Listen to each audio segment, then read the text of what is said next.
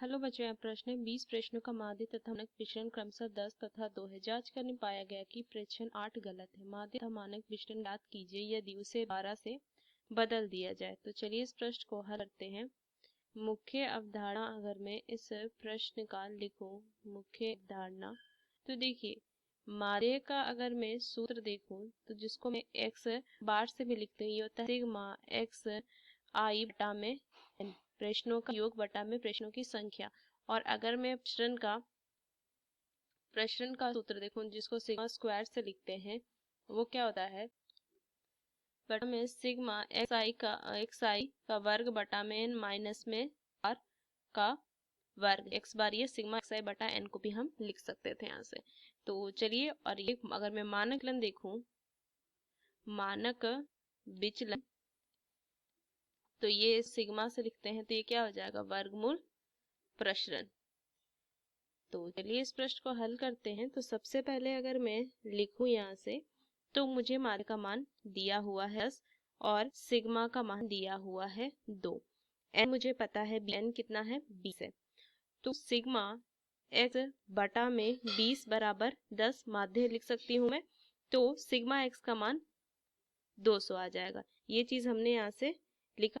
अब यहाँ से लिखेंगे, प्रश्न में बोला है कि यदि प्रश्न 8 है, ये गलत प्रश्न है ना 8 की गलत प्रश्न 8 गलत है, तो उसे 12 से बदल दिया जाए। तो यहाँ से अगर लिखूं कि यदि प्रश्न 8 को 12 से बदल दिया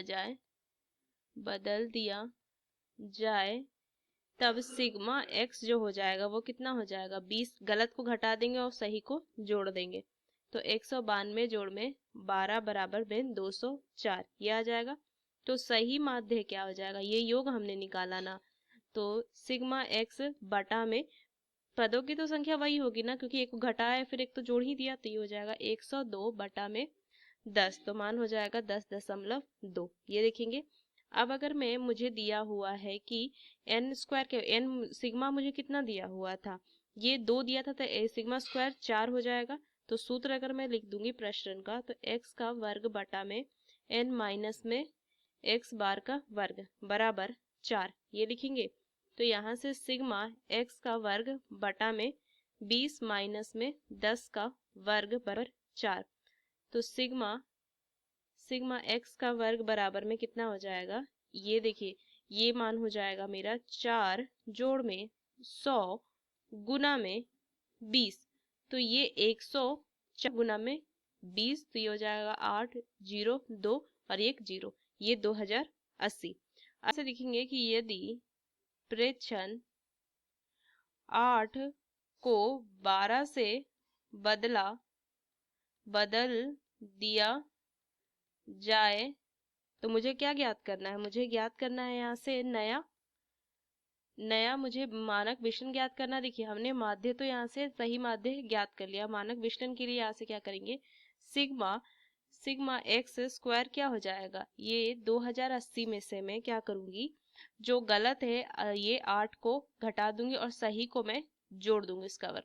तो मान कितना हो जाएगा 2080 माइनस में 64 जोड़ में 144, तो मान आ जाएगा 2224 माइनस में 64, तो मान आ गया 2160, ये मान आ गया।